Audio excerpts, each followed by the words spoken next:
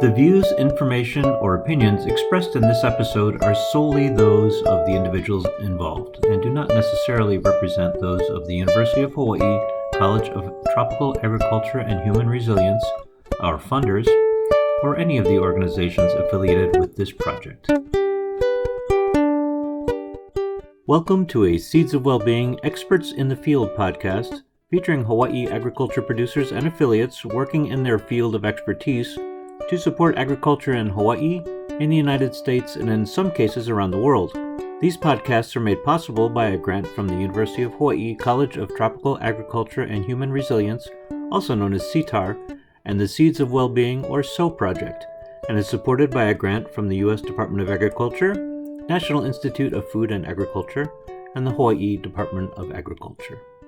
The market is just saying more, do more. Yeah. So for those young growers out there, I would say, yeah, if you guys are interested, white dendrils, man. Small, you don't need a lot of land.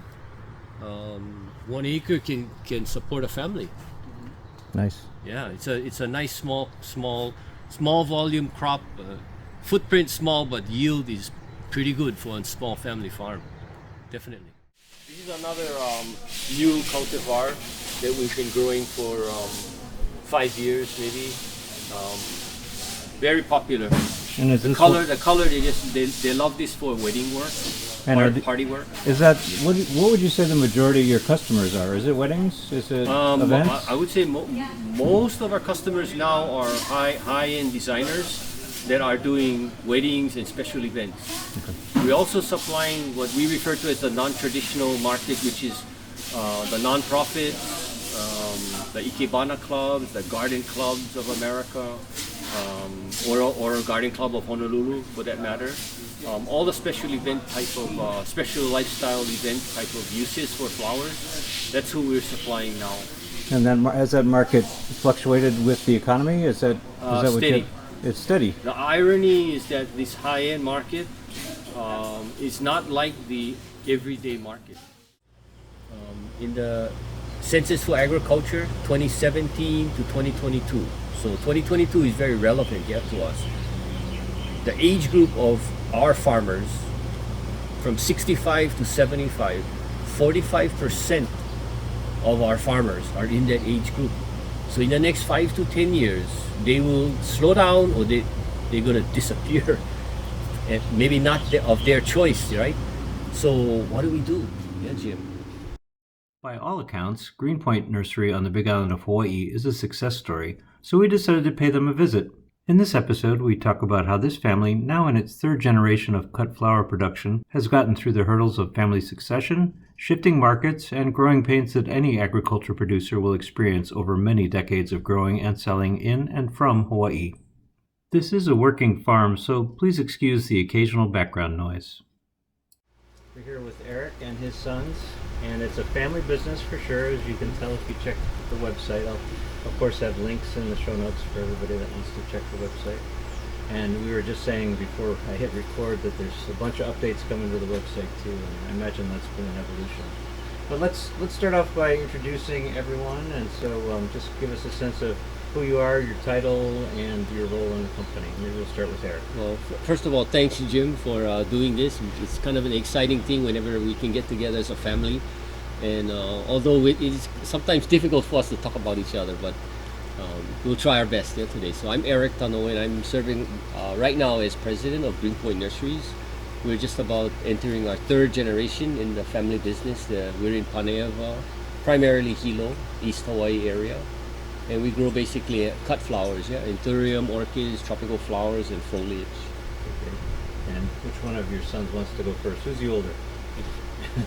Well, thanks, Jim. I'm John Tanoe, third generation farmer. I am the middle son of my mom and dad, and I currently oversee the production side of the family operation, which would include anything outdoors in the sun.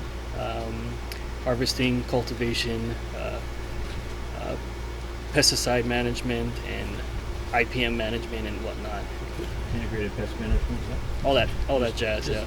For the acronyms. Yeah. that a lot of us are used to. There we go. And how long have you been here? I have been, I went to school at the University of Hawaii Hilo, graduated in 2012. Right after graduating, I jumped in, helped my parents in the business. So that's making it about, oh man, my math. 13. That college education, perfect.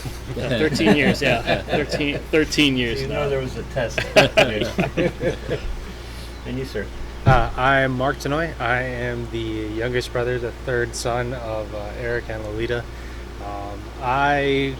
My daily tasks are usually assisting with the daily operations, and I also work on a lot of the anthurium propagation here for the nursery.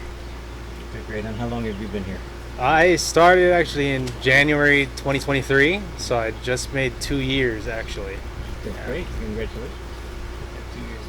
So, I know there's some history on your website, and Yes. as we said, the website's under construction, but I imagine that piece will still stay about your history. But Sure. can you just give us a quick sense? I mean, to paraphrase, right? It seems like graduating college and working here not only is your sons, but was you and also your father. Does that sound right? But Yeah, and, yeah. Why don't you give us a little sense of a quick sense So, of the history? little short history. My father, Harold Tanoy, is our founder.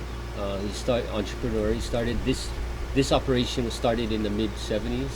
We're on state lease land, so we're on a Hawaii Department of Agriculture farm lot lease, which is great for us because it's spirit of the farm lots is for multi-generational farming, so long-term farming. Yeah, and in this case, we're in the nursery business. He started here because he wanted to produce red anthurium for the U.S. market. Believe it or not, when he started, there was a shortage of red anthurium on the U.S. market, and a lot of the people that he started meeting told him, Harold, you got to grow more red anthurium or more red flowers, and so that was part of his business plan. Come here, get a long-term lease, put up 20 acres of shade, and produce red anthurium for the U.S. market. Since then, I've joined him in the early 80s, and at first I helped him put in production, which was a great opportunity for me. I probably never have that opportunity if I didn't take advantage of it, so the timing was great for me. And once I put that the production in, my dad said, okay, now you got to learn how to sell the flowers that you grow. So he put me into the building in the mid 80s, and I've been in somewhat sales and marketing from the 85 to at least 20 years. And then I slowly started moving into general management. And obviously, my dad told me now you got to start learning how to run the overall company. So as we acquired more good people and talent, I could move myself around. And now we have 3 sons that have joined us. Chris, my oldest, he's into more admin side, the long term, more or less marketing. He helps with social media. He works in more our back office, and then when he's here, usually beginning of the week, because he lives on Oahu, he helps with operations with Mark as well. And then John, of course, joined us. He's totally in control of production, and Mark, who is kind of learning the ropes. He started first in production, and then he came into the building, learning a little bit more sales and marketing, a little bit more procurement. And the people skills, and then whenever we can get him out of the building, then he spends more time in his lab in propagation. Got it. Now, it seems like there's this track from university to working in the family business. Was that intentional on your part? And I guess I'll ask John and Mark the same. Yeah, well, my wife and I always felt we wanted the boys to pick whatever they wanted to do. And honestly, in the beginning, we were kind of telling the boys, you pick what you want to do, and you don't really have to come into the family business, but pick what you want to do. And then as the boys got older, we started telling ourselves, hey, if we send these guys away to college and we tell them they can do whatever they want, they may never come back into the family business. So, sometimes you get what you wish for, yeah. So then we in a kind of a intentional effort, we started wanting to show them how to grow, how to work in the family business, and it's kind of evolved where fortunately we were able to convince them to come in. I think when they were growing up, we didn't do a lot of family travel when we were in our younger years. But as they got older, they got to travel a little bit, and I think what they like, I think, about traveling is when they get on the road, because fortunately our business allows you to travel. You get to see producers around the world. You get to see customers, yeah, whoever you're selling to, some of them around the world, and the interest, it piqued them that you get to travel, you get to see what other people are doing, compare it to what you're doing.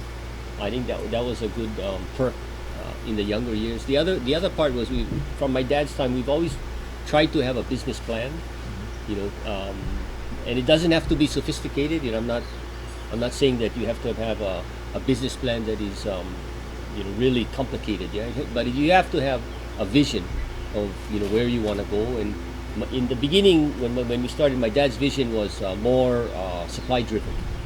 So he said, we don't have enough red anthurium, we don't have enough tropical flowers, we got to produce more. So with producing what we do and buying from small family operations, I think that was, at that time, it worked. So did you ever feel like you had a choice? For you, I know you gave your sons a choice, but did you feel like there was no choice for you as the oldest? My dad's not here to defend himself, but I think he raised me as a grower from a very young age. So a short story, when I was probably 6-7 years old, I used to jump in the car and on Saturday mornings go with my dad. He had his first nursery was in Mountain View, so about 15-18 miles out of Hilo, and so he would leave early on Saturday morning. So I'd jump in the car with him, if I got up early enough. And so when we would go to the nursery, he'd plop me down in an area that was weeded, and I mean full of weeds, yeah, and give me a 5-gallon bucket and tell me pull weeds. So I didn't know, but that was inducting me into growing, yeah. And so if I fill up my bucket on the way back from Mountain View coming back to Hilo, sometimes I'd get treated. Not every time, but if time permitted and he was in a good mood, maybe he'd treat me to like a popsicle or some kind of ice cream down up at that Mountain View store. But from that point, he did many things as I grew up to include me in the family business, and so I think that kind of made me feel like I'm part of the family business from a young age. So it was very natural. Yeah, when my dad started actually in the 60s, our family business, we started from family. We all were committed to the business. Yeah, so and then he took me on traveling trips too, just like what I did with the boys. High school, I had to work on the farm. So 4 years of high school, I couldn't get out. We were not allowed to get outside jobs. We had to go and work on the family farm too. That was his way of teaching us the value of work and saving the money that we earn in the summer for school, and we did the same thing. Fortunately or unfortunately to the boys, yeah. They had to work on the farm during their high school years. So what do you say, John? What's your version? Yeah, it's really just echoing that from I don't know if you can hear me. Yeah, a little louder. Okay. Yeah, so just to hear your version, just growing up, and some of that probably sounds like that's what you went through too. Very similar, yeah. We were always here. From an infant age, we were always here. To the working midnights on holidays, we were here. And I think that's what groomed us. We were never forced. Respectfully, we were never forced. That's what I hope to pass this on to my kids. We were never forced. They always supported us in whatever we wanted to do, and I'm thankful for those experiences. But like you said, we've always been on the farm. We worked every summer legally we could. So at 14 years old, we were getting a worker's permit, and every summer we did something different. And I still remember those moments, and that's what made me know how to run the farm properly. But we were never forced. Going to school, typical Asian family. We are actually 5th generation Ghost India. School is very important. So we did our schooling, and for me, it was the right time. I never had the brains of the brothers, so I just jumped in with the family business. Yeah. something. Did you ever consider other options when you were looking? Not, you know, like I said, I was never the brains. I did the same thing as my dad.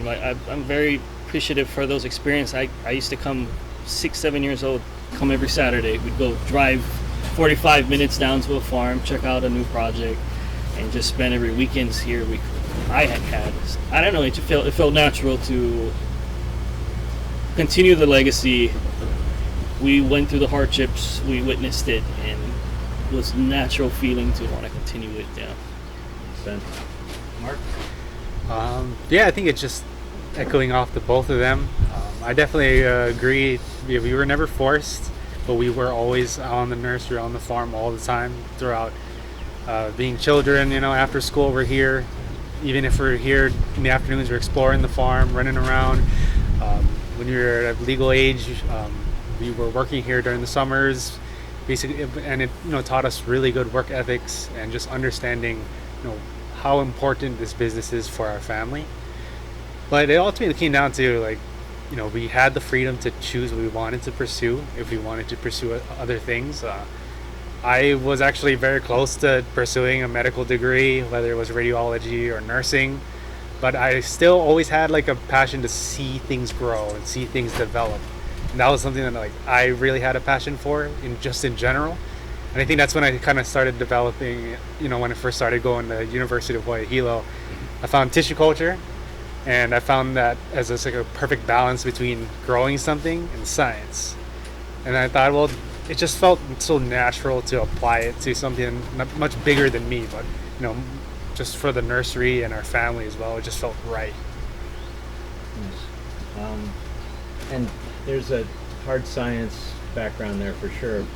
Do I understand that you folks work with the University of Hawaii College of Tropical Ag as well, and have regularly? Yes. Yeah. Yes. How many years? Well, it started with my dad. When he got into agriculture, he was liberal arts major at Grinnell College, and he was not really a science major. So when he decided to come back home and go into agriculture, and let alone going to Anthurium, which was kind of a lesser known crop for Hawaii or exporting out of Hawaii. I don't know who recommended, but somehow he's fortunate. Part was to get introduced to Dr. Tadashi Higaki, and at that time he was an up-and-coming extension agent for College of Tropical Agriculture, and now it's called Human Resilience. At that time it was called Human Resources. And so Dr. Higaki, he was a horticulturalist by training, a PhD in that. And so he started teaching my dad everything he needed to know about media, watering, irrigation, nutrition, pesticide control, pest control, whether it was nematodes or above ground, trips or mites. He taught my dad a little bit got him into post-harvest handling, so all the different facets of being a grower. Then each problem that came up, my dad always went back to university. So from production, he went to university to learn from the research and extension arm. And then when it came to packing, there was some post-harvest help from the university. He also worked with Mr. Ron Coy, who was the owner of Packline Hawaii at that time. And Ron was kind of a packaging expert. So three of them got together and started learning how to package Anthurium and other tropical flowers, which are our standards today on what we do. I might want to hear that again just once the truck finishes packing up. We gotta stop, yeah. No, you're running a business here. Yeah, So some of that's good, but I guess the thing I wanted to ask specifically too is I feel like you folks have been pioneers in the industry and have started practices that others have adopted. So packaging you were talking Packaging, about, and production, cinder, right? yeah. Growing in cinder, and I think Irrigating, right. So there's shade cloth, and do you owe that to, you think, the collaboration with CTAHR, or yeah. Did they learn all that from you? I think we both learned together. Yeah, yeah. Because pain and suffering is the mother of invention, they say. So, my dad, coming into Anthuriums, there was nothing published, almost very little published. So working with Dr. Igaki, what was really good was he was doing work with my dad, establishing what is known today, standards of the industry, and he published. So a lot of that was, what was good was it helped other growers. Of course, it helps other countries too, but it helped other growers get the publication and read up on a lot of the testing that they did. Everything from production to packaging, even going into marketing. That was really, I think, revolutionary for a grower to actually use CTAHR, research and extension, because there's a lot of growers in those days that didn't allow the agents to come on their farms because they didn't want the agent to learn from them and then go down the road and teach all the other growers, which they seemed, though they thought they were competitors, yeah, and maybe in the initial stage, yeah, but how far along we've come is, the local growers, we're all collaborating now, yeah. Our competitors are overseas, yeah. Other commodities, other products is who are competitors of ours now. Why Anthurium? Yeah, the story was my dad spent 4 years in Iowa and never came home because in those days the family couldn't afford to fly you back and forth for between holidays and school time. So during his winter and spring breaks, he stayed up on the mainland. During his summer breaks, he stayed on the mainland. So he had to, he made friends, and his friends either found him work during the summers or he stayed at their homes during the winters or spring breaks. And so my grandmother would send boxes of Anthurium to the hostess. If it was Christmas, yeah, that was appropriate, would send red Anthurium for, maybe the Christmas table, the holiday table. And what the hostess would always be amazed with the families that he stayed with was that it's the first time they saw Anthuriums. They looked plastic. They thought they were fake. They didn't know that there was these kind of flowers growing in Hawaii. So they really impressed on my dad that, hey, this flower is the potential to be an export crop and product out of Hawaii. So when he came back to Hawaii, he looked at macadamia, coffee, papaya, tropical fruit. He looked at different things, yeah, in agriculture. What could he do? And what he always remembered was he could export this flower to the mainland, and it was a very exotic type of item. So he picked Anthurium as the first export crop for him. Although what he found out was very difficult because there was nothing on Anthurium, yeah, no publications, very minimum research on Anthurium. So what he was very innovative, I think, and he always wanted to do what other people didn't do. He would always, one of the lessons he taught me was when the crowd is going one way, don't follow them. You go your own way. You, of course, study the map, make sure you know where you're going, but go your own way. Don't just follow the path. So have a business plan. Have a business plan, but have it be kind of on the edge, cutting edge. Yeah. And he was very innovative. So I think that just stimulated him. Yeah, he liked to do new things. Well, it sounds like all three of you are that way as well. It's my sense of it. Otherwise, you wouldn't be here. That's true. Do you still work with CTAHR? Do your sons? Yes. Your sons do everything better than CTAHR can. Yeah. No. Well, we've all come after 50 years or so. We've all come a long way together. Yeah. So CTAHR is developing to a full comprehensive service provider. Yeah. So for me, I'm also president of Hawaii Floriculture and Nursery Association, which is an association, umbrella association statewide. So we have all the different commodities under our umbrella, and so the agents, they help us with marketing. So on the marketing promotion, the agents are involved, and we're fortunate because we have 4 agents on the 4 main islands, so the 4 counties in Hawaii.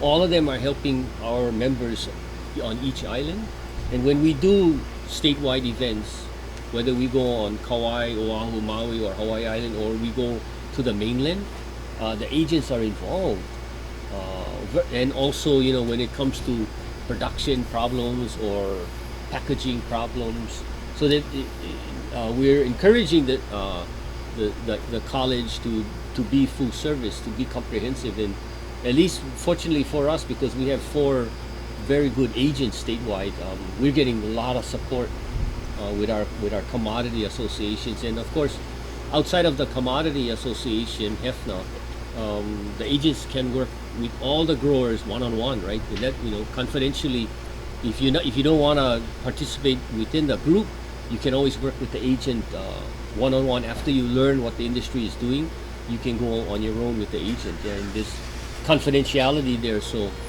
it's a nice dual role the agents play. Yeah, and in a recent podcast, we spoke to the new dean of CTAHR, right The- after he had renamed CTAHR. Great way to start, right? Change the name. Making it smart. So, we have a sense of his vision for CTAHR's role over the next few years. So it sounds like it's in sync with what you folks need. Yeah, we're very excited with Dean Graywall.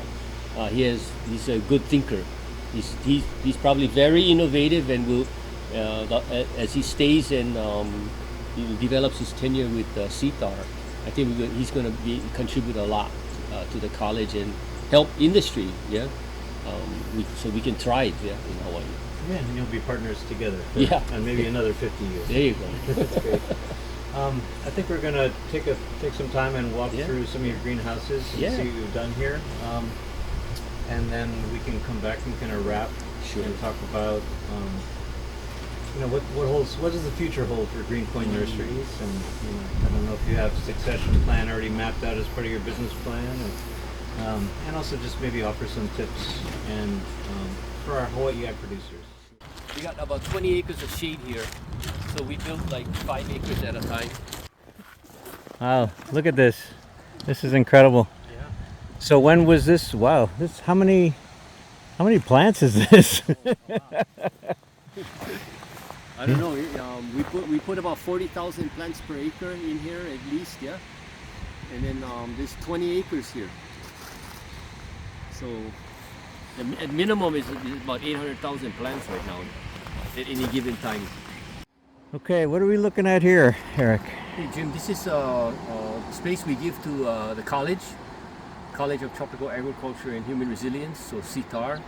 So Dr. Amori gives us plants, and we're in what we refer to as the advanced testing site. So we give these square feet to CTAHR, and we test advanced testing of early release cultivars. And all of these cultivars are all new. So we'll grow it anywhere from 2 years to 5 years here. It all depends how excited we are with the variety, how excited the industry is with the variety, and that kind of stimulates Dr. Amori to early release. So here you're gonna see different color, different shapes, different textures, and it's all based on I would say right now more so than before, market driven, yeah, rather than supply driven. And so what Dr. Amori has done is created a PAT team, so Professional Advisory Team, a PAT. And this PAT team is made up of designers, internationally renowned designers, and they give feedback to Dr. Amori on what they feel are trend designs, what kind of anthuriums are going to meet the demands for trend, for designers, florists, wedding companies, special events. And then what Dr. Amori does is filter that information. And then she's always gotten grower feedback, yeah? So we growers are giving her constantly feedback on all the cultivars. And then she puts that together, and then she kind of helps her prioritize which ones she wants to push out first. Okay, it gets that word out to the community of growers. And the nice thing is that when the designers give feedback like, oh, this is good, the demand is good for this color or this shape or this texture, what that tells Tessie is when she talks to the growers, she's sharing that, the designers are saying this about these cultivars. And so we think that maybe we should be moving these out first. And the growers are going to give feedback too, yeah? Yes, So growers always, what they're going to want to know is, if the designers like it and they're going to buy it, I want to grow it, yeah? Because I know once I grow it, produce it, I got a buyer for it. Somebody wants it. Versus if you're only getting, originally from my dad's time to me, originally, Dr. Amore only got grower feedback. So it was always kind of a crapshoot, yeah? You have to know your customer, though. You really got to know your customer. So what I was saying earlier is your product that you produce, you got to know what you produce, because you got to pick the right customer, and then you can get the margin you need, yeah? It's got to fall into place, yeah? And so this is good feedback for Dr. Amore for the breeding. I'm grateful to have the opportunity. I did attend CTAHR. I'm alumni. I was a graduate student under Dr. Tessie Amore. So I did have a awesome opportunity to work firsthand under her in understanding the process that goes into breeding, and of course working with the cooperative growers. So for me, at least it's really cool to kind of link up each step together and kind of bring it all together and understand the whole process. And I think that's really exciting, and that's the stuff that's like, this is, would be awesome, to do. And you get to show your old professor all the cool stuff you're doing now, Of course, right? yeah. and not get graded. And Well, not you're get graded, yeah. you're probably always graded, as we can tell. This is great. We'll take a walk through here. I appreciate it. Maybe look at the orchids. Okay. That's Yeah. great. Thanks. We can walk up there. And is this the latest of the greenhouses that you've built? This is one of the most recent. This one and that one down there. Yeah. Yeah. And that is to try to take things back and grow them yourself. Yeah. That was part of that initiative. So we have we started growing on Oncidium in Kyrgyzstan, our other location. So we have some production there, and then this one is because of Kapoho down here in Panema. We wanted to simulate seeing if we could grow what we could grow in Kapoho, which is about 25 to 50 feet elevation. Here it's about 250 to 300, yeah. So we tried to build the greenhouses to simulate Kapoho.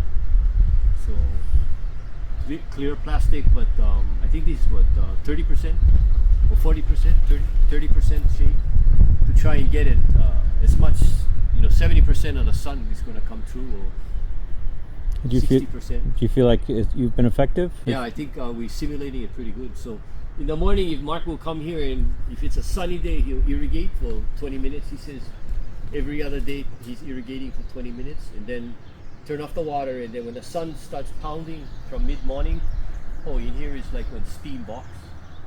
The lava eruption in Kapoho was devastating because it took out a lot of our orchid growers. Yeah, our industry is hurting. Still hasn't recuperated. But these demonstrations that we're doing down here in Paneva is to try and replace that supply that we lost. We had about 5-6 acres that we lost, which is quite devastating when you're in a sales organization. All of a sudden, you got to tell your customers, "I'm sorry, we lost our production to inundation." Right. Talk to me in 5 years. Right. And that's basically what Pretty we have much. to tell them. Yeah. So we're slowly coming back now, so they're really happy because hopefully we can maintain the supply. Now. Because of that inundation too, I don't know if people really realize the dendrobium orchid lay industry, that was probably 90% of the state's supply. A lot of blooms. We lost, But just the initial planning is really critical in this flower business. Having a good source of plant materials, very crucial. Anything you'd do differently now that you're at kind of the peak? Grow more. Yeah. We always could grow more. We're always pushing our boundaries, but from the business standpoint, there's a lot of factors, right?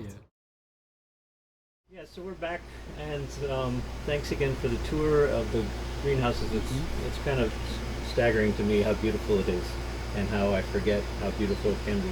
Yeah, it's a nice day when it's sun's in Paneva. Yeah, it is.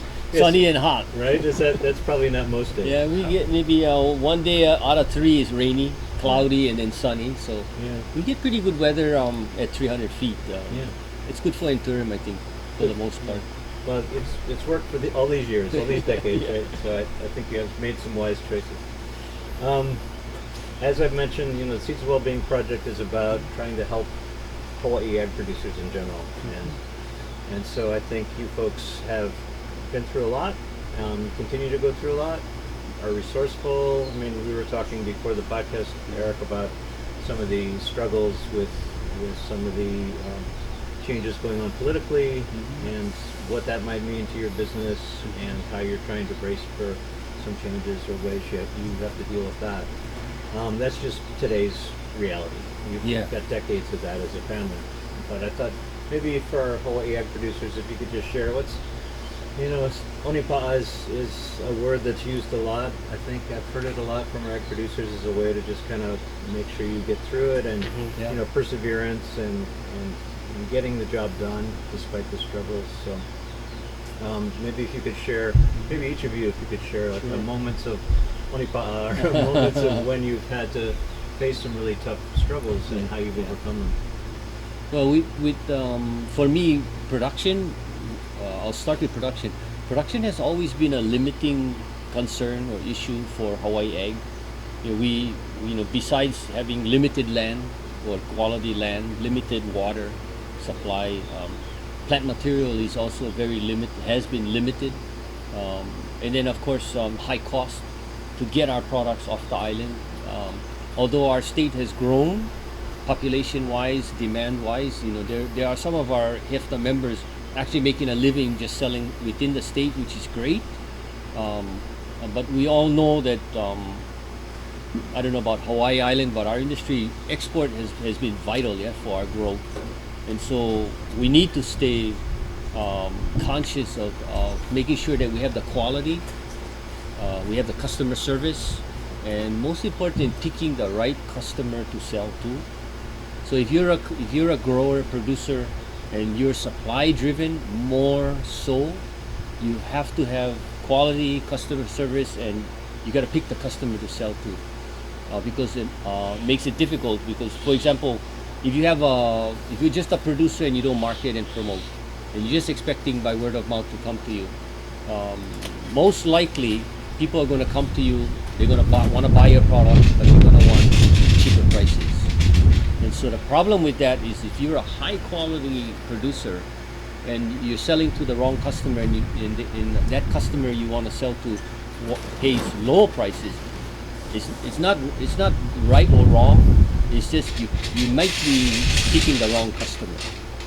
So what we've learned a lot, I think, in the past 20 years is that you have to know the product you produce, the quality and service you provide, the price you need to show a profit, and then you need to pick the customer for your product. You got to be very mindful about that. And when you say pick the customer, is that all targeted marketing? Yes, definitely. Yeah, I would say now more than ever, you have to be very conscious of who you're selling to. The days of, when I was really young, just joining my father, I came from exclusive. So he had one wholesaler in every city in the U.S., or at least the top 70 cities in the U.S. at that time, and he sold exclusive.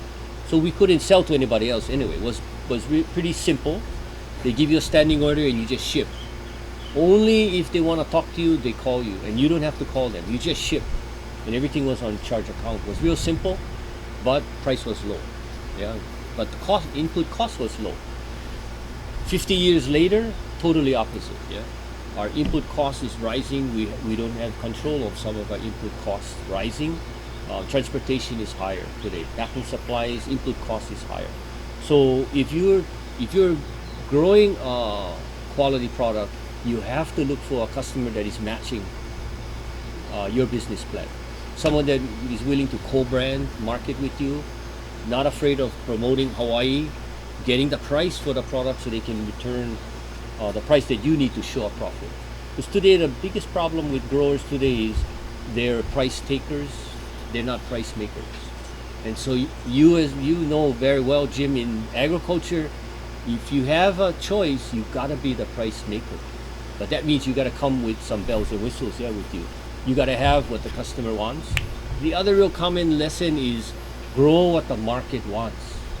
Don't grow only what you want to grow, because maybe the market might hurt your feelings, but the market doesn't want what you grow. And then to sell it, you got to take less than what the market will provide or give to you, because that's really not what the market wants. Maybe it has a lot of product that you're growing, so you're not going to get the high price.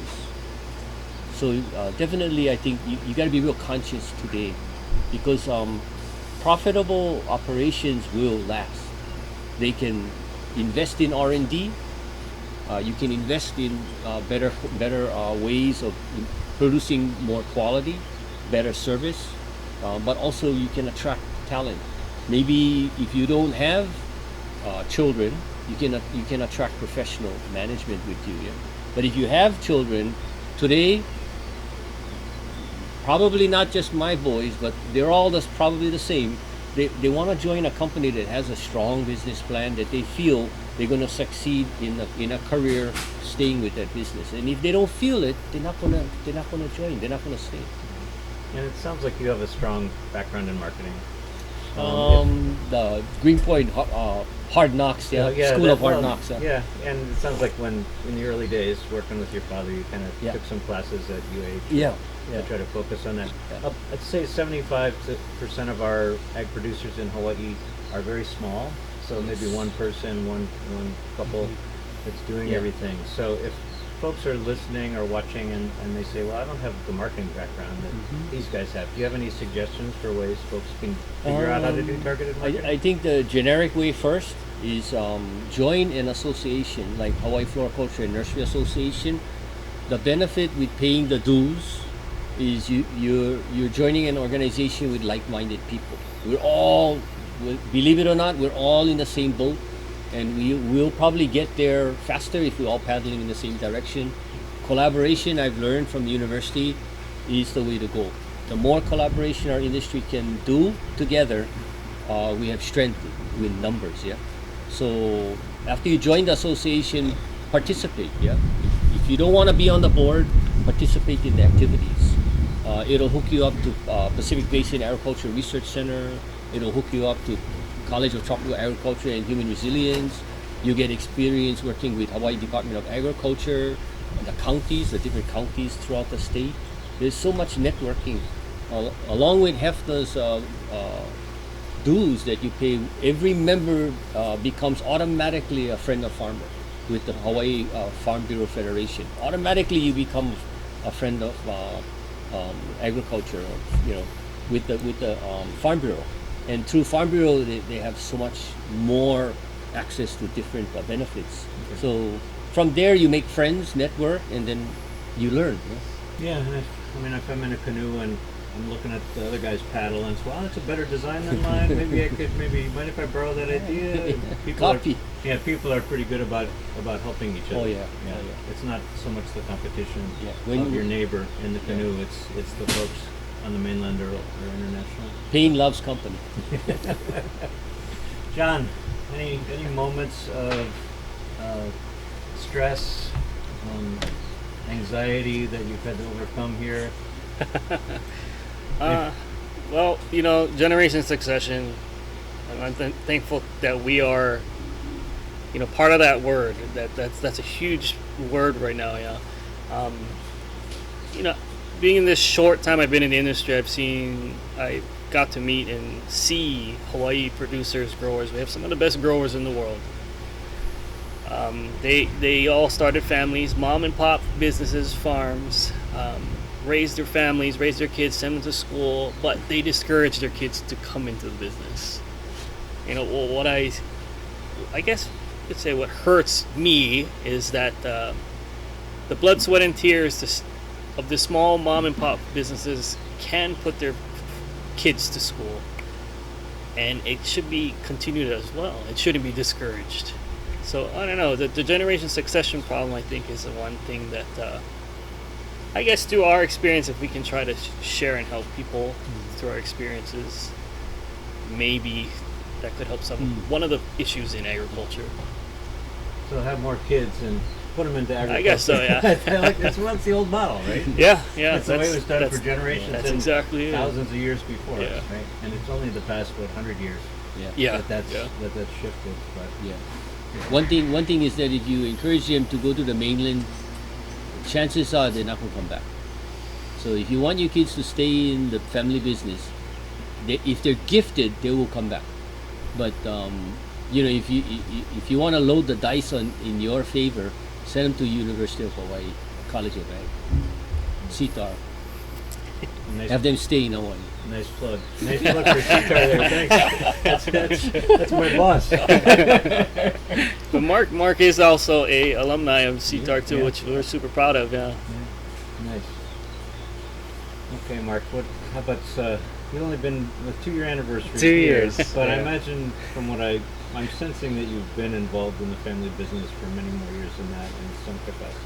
In some capacity, I think not too much. I mean, in terms of industry, I'm an infant, just coming in, but I just want to learn as much as I can, and whatever I can bring to the table to improve things or build upon. That's what I want to look at, is how can we, not even just for the business, but how do we just become better in general. And I imagine there's some anxiety and pressure on you being the last one in so far, right? As the youngest. Yeah. To then come in, are there ways that you've gotten through that and have it's helped you become more resilient? Yeah, I mean, I definitely feel the pressure coming in. I mean, they wanted me to hit the ground sprinting, and I respect that and I love it. Having the support from my family, helping show me the ropes, teach me the way, definitely has helped so much. But for me, it's just keep showing up and just keep coming in with an open mind, learning. That's the biggest thing for me. Yeah, that's how I just combat that extra pressure. Yeah. Just keep rolling. Just keep doing it. Now, do you want someone to ask Eric to leave and you can talk too? You can talk more about. Do you feel like? But seriously though, what I feel like is consistent is the ability for Eric, you to talk to your dad, and for you both to be able to talk to your dad, honestly, and using family really as a support, not just as an employer, right? That's Yeah. right. But it's as a support system. Speaking of succession, do you have what are the plans for your future? Do you have any sense of when you might want to phase out and have your sons take over? And Well, it sounds like your sons are having children that they're thinking might take over. Yeah, So, yeah, so well, are we at that stage yet? That's what we hope. Yeah. Yeah. I mean, I've already talked to the boys and told them that if you want your children to come into the business, then it's got to be a concerted effort. You got to be conscious about it. Yeah. We have to give opportunity for the grandkids to not only learn the business, but we got to tell them stories. The grandkids got to learn and hear of the hardships, of all the failures that we've made, but how we came out of those failures and what made us stronger as each challenge hit our company or our family, how we overcame that, and that's what makes us stronger. And so the grandkids got to learn that, and once they learn that, they know a bit of their past. They know their past, they know their present, and then we help them see the vision of their future. So hopefully we're successful, and we'll have a few of them, able to come into the family business. Any interested? Any that you're bringing to the farm already? They want to come as much as they can, Yeah. which is I love to see it. Sounds like Saturday mornings weeding Yeah. in 5-gallon buckets. Right? Yeah. With maybe some shave ice as a Oh yeah, There you go. that's a big. So any vision on the future of Greenpoint and kind of what you see? I know it's hard to predict, and you have to be flexible, and especially now with the changes happening so often. Well, I think right now is, immediately right now going into the future is first whatever is in front of us, right immediately in front of us. We have to run this nursery very efficient, very productive right now, because we don't know what's going to happen in the immediate future. What's happening is, if anything, the guarantee is uncertainty. The one thing is guaranteed, what we see right now is we don't know what's going to happen. The uncertainty is there, so we have to plan. When you have an uncertain future, the only thing we can control is ourselves. Run efficient, run productive, do whatever we can. So in regards to sales, pick the right customers and prospect. When it comes to production, Run a clean field. Don't let pests, don't let disease get away from us. Keep the replant on schedule. Keep your field in prime condition. Do your repair and maintenance. Make sure the field, the nursery, the greenhouses, shade houses, everything is being taken care of. Yeah, don't fall behind. Yeah, propagation, what Mark is into, as well as operations. Yeah, what he and Chris are doing, the buy and sell. Be fair to our vendors because they are going through the same problem. But in being fair, we have to be honest with the vendor. Yeah, if we cannot do what the vendor wants, we have to explain to them. Under these conditions right now, this is the win-win situation. And so everything we do is got to be win-win-win. And then we maintain ourselves as a family, as a company, and as an extended organization because we have 50 or more vendors feeding us at any given time, yeah, during the day or week. They are depending on our decisions, yeah, because if we do good in our decision making, if we're successful in how we market and sell, we're able to pay them a fair price for their product, where they can improve too. Yeah? But they need to know that they have to improve. They got to keep up. Unfortunately, a lot of the small nurseries, they've because of maybe pandemic and even going back to Great Recession, they didn't keep up. They didn't replant. They didn't do R&D. They didn't maintain their greenhouse, shade houses, or do what they needed to do. So the market we're in right now, they're way behind right now. When they should have replanted, they didn't replant. And now we're 5 years from the beginning of the pandemic, and they're still growing the same crop because they didn't propagate plants, they didn't replant. And it's not replanting everything all at once, yeah. They didn't do, if it's a 5-year crop, they didn't do the 20% each year. They had to maintain, but a lot of the small farms didn't do that, so they've fallen way behind. And that's one of our main concerns. So one of the plans we have is we have to diversify. And one of the promises we made from my dad's time to mine was we wouldn't grow orchids, tropical flowers, protea, foliages. We stayed in our lane and we grew anthurium. Fortunately, our anthurium program, business plan is mature and it has its own life of its own already. But since we've gone into orchids and also tropical flowers and foliage, because over the last 15 years we see a shrinking, and really is very apparent in this pandemic time. A lot of the farmers dropped out, and so even if we wanted to buy, there's not that supply out there. So we have to produce our own. So that means we got to go put in our own R&D. We got to build greenhouses, shade houses, acquire more land, increase our footprints where we have our nurseries, and hire more people and produce more, because our responsibility is to our customer, to the market. Yeah, we promise the market, the customer, that we will have the product they need when they need it, and that in order to do that, we got to expand. And it doesn't come across too nice. Some of our vendors, they're not happy because we're diversifying, but we feel in 10 years from now, being the demographics we see on the horizon closing in on us fast, we don't see our vendors doing that. So we've decided we got to do it already, and that's how we'll be strong enough to help the vendors that want to stay in this business, this industry, and partner with us. We'll be strong enough to continue to keep helping them. So it's a little bit of sweet and sour right now. Yeah. Thank you for joining us on our visit with Greenpoint Nurseries. We thank Eric, Mark, and John for sharing details about how Greenpoint Nurseries has dealt with the ups and downs of Hawaii floriculture and have seen it through as a family by networking, focusing on a plan, watching the changing markets, finding and collaborating with key vendors, and most of all, listening and responding to what their customers need. They are truly a success story for these islands and for growers everywhere. Mahalo. Now let's listen to their final thoughts. Yeah, in transition. Yes, we're definitely in transition right now. Yeah. Yeah, and it's, I mean, being on a remote island in one of the most remote places in the world, it's, you got to figure out how to do it Yes. yourself if you can't get it Yeah. from others. So. Yeah.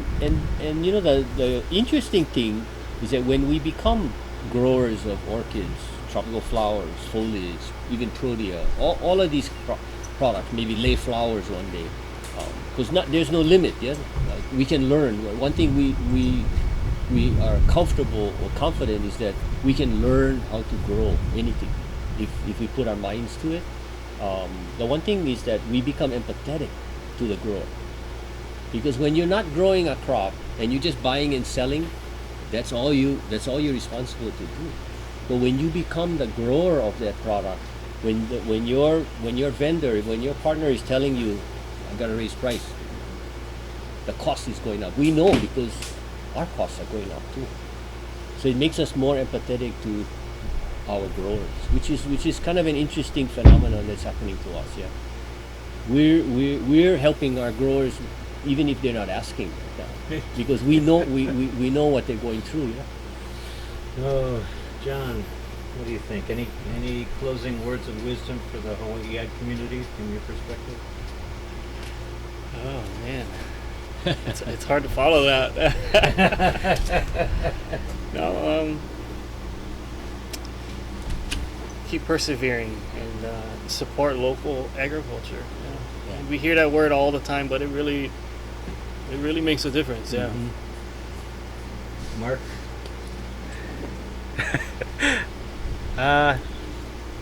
Keep supporting the universities. Keep sending students to College of Ag, both in Hilo and of course at CTAHR too. They're going to be the future.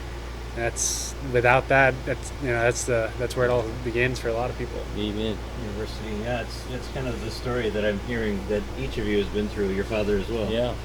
I just wanted to add to what Mark just brought up, which we need the breeding program critically. The Because CTAHR's breeding program. CTAHR's breeding program is what keeps our industry alive and vibrant, and we can compete. We know for the last 15 years, we've been competing with these large exporters into the U.S. because we're doing what they cannot do. But it's boutique, it's niche, so you got to pick your niche where you can compete. But the breeding program is what's going to keep moving forward. So critically essential for our industry. Well, my sense is that was your dad's vision, is that what you do here and what we can do here in Hawaii is very unique. Yes. And the world wants it and is interested in it. But we're the only ones that can do it. Yes. So, and with the help of our friends. Yes, ma'am. All right. Well, let's keep paddling forward. Thank you, Jim. Thank you, gentlemen. Thanks, Jim. Thank you. Thanks, Jim. The intention of these podcast series is to create a safe space for respectful and inclusive dialogue with people from across a broad and diverse spectrum involved in growing and making accessible the food we share together. A diversity of voices, perspectives, and experiences can serve to deepen mutual understanding, to spark creative problem solving, and provide insight into the complexities of our agricultural system. If you, our listeners, have experiences with Hawaii agriculture ecosystem, from indigenous methods, permaculture, smallholder farmers, to large, including multinational agricultural industrial companies, and everywhere in between, and you would like to share your story, please contact us. We welcome your voices and perspectives.